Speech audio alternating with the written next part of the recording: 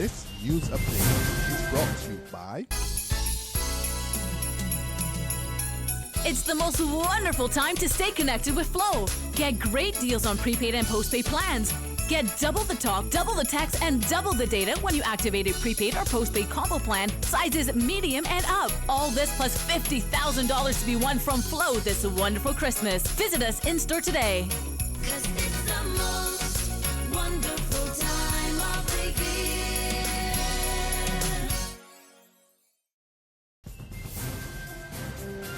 It's Tuesday, January the 3rd, 2017, and this is your Barbados Today afternoon update. I'm Emmanuel Joseph. Thanks for joining us. We begin with news of an outstanding 2016 business year for the Bridgetown Port. Chief Executive Officer of the Barbados Port, Inc., David John Murray, tells Barbados Today that the seaport recorded 15% growth in both local and new transshipment cargo and between 2 and 3% improvement in cruise passengers. We did a lot more transshipment business. We worked on the transshipment business because Barbados is a destination port and the cargo that comes here is for consumption. And the other way to grow revenue is by transshipment. And we did reasonably well there, which follows our plan when plan number 5. So we did a lot more transshipment business. John Murray also revealed that home porting business continued to rise, even as 8% more ships called at Barbados. For 2017, he's predicting business to get even better. We expect business to continue to grow. We have a few. We're going to get some cargo. We know sandals is moving, and that should be bringing business for the rest of the year. And we expect to have a few other projects starting. Sam Lord, a few others. So we expect growth at the port fairly significant. Operators of privately owned public service vehicles are happy that 2016 has ended with several outstanding issues having been resolved. Chairman of the Alliance Owners of Public Transport, Roy Raphael, says that following protest action late last year, Minister of Transport and Works Michael Lashley and the Transport Authority responded positively to their concerns and settled a number of outstanding matters. Among those issues were lighting in the river bus terminal and parking for 3W's vans. Raphael told Barbados Today that with the intervention of the minister and the establishment of a ministerial committee, he expects other outstanding concerns, such as the picking up of passengers on Tudor Street by inbound buses and the request for higher bus fares, would be resolved this year.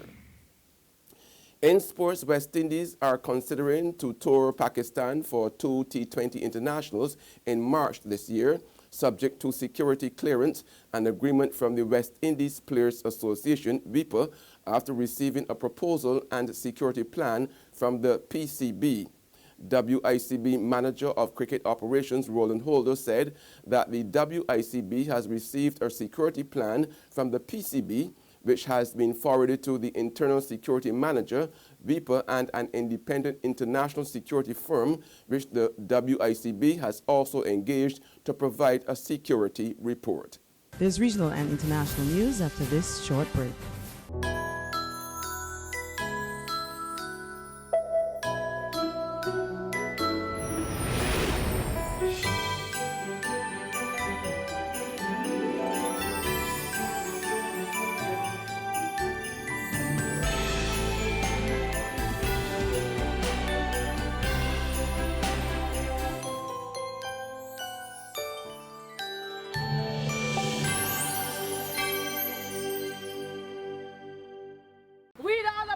Read all about it. Get your paper. Only $2.25. Let's get your paper. You again with that stale news from yesterday.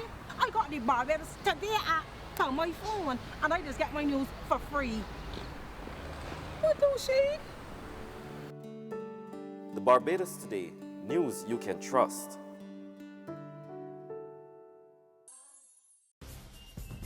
In regional news, the Employers Consultative Association in Trinidad and Tobago says tomorrow's planned strike action by the Oilfield Workers Trade Union could be interpreted as a declaration of war against the public. The ECA says taxpayers would bear a $444 million burden to increase wages for petrotrain workers. This at a time when Petrotrin is unprofitable and the refinery is unproductive, and the ECA also notes that the Industrial Relations Act allows the Minister of Labour to file an injunction at the Industrial Court to protect the national interest and avert a strike. The employers' body contends that during an economic crunch, strike action by such a prominent labour union is reckless and irresponsible. In more regional news now, the Traffic Department of the Guyana Police Force will this year intensify its campaign to address the many woes of public transportation. Javon Vickery has more. In light of complaints about the unprofessional behavior of drivers, loud and vulgar music in minibuses, and even exploitation, Traffic Chief Dion Moore says that special emphasis will be placed on the public transportation sector. Mr. Moore told reporters at a press conference on Thursday that back in November, an exercise was initiated which resulted in the confiscation of loud instruments and the removal of offensive slogans from buses. In 2016, 4,600 attempted drivers were charged for a noise nuisance. The road service licenses which are issued to owners and drivers of minibuses clearly spell out that there should be no marking other than the color code, the seating capacity, the identification number to be placed on these buses. No marking should be on the inside as well as the outside. Any other markings are not permitted.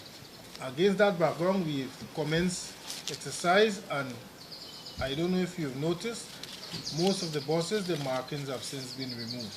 The traffic chief further noted that the department has observed that while there is adherence by some drivers, others are reluctant to confirm. I can recall there was one bus that on 3 separate occasions we had to revoke his fitness in order to have him remove those markings. On the international scene, the UK's ambassador to the EU, Sir Ivan Rogers, has resigned.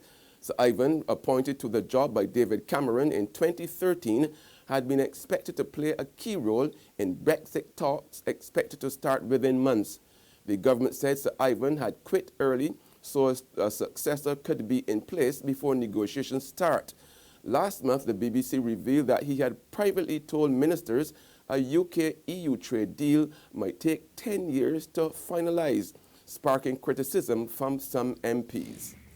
And finally, Turkish authorities arrested 2 foreign nationals at Istanbul's Atatürk Airport today in connection with the nightclub terror attack early New Year's Day that left 39 people dead. Turkey is still on the hunt for the gunman who carried out the attack at Reyna nightclub, which also left dozens wounded. 2 new arrests, this time at Istanbul's airport, as the manhunt intensifies for the Turkey attacker. Here you can see 2 men being detained. Turkish media reporting they are 2 foreign nationals who are being held in connection with that terror attack. The arrests come as police reveal the face of the man they say opened fire inside of a packed nightclub on New Year's Eve. His name is still unknown, but police say they do have fingerprints. And that selfie video that the police revealed is quite chilling, especially when it took place just about 40 yards from where we're standing right now. It was in a market that was selling used books and also antiques, someplace that I've gone quite a few times to look around. He was scouting out the area, it appears like, with the way that this video was shot. Also, we're hearing right now about those 2 people detained, 2 foreign nationals. We've seen the video of it. That increases the number of people who've been detained to 16. They're being interrogated to find out if they have any sort of connection to this. That's news and sports, but for the very latest, visit our website at www.barbadostoday.bb. Also subscribe to our e-paper, email updates, and like us on Facebook.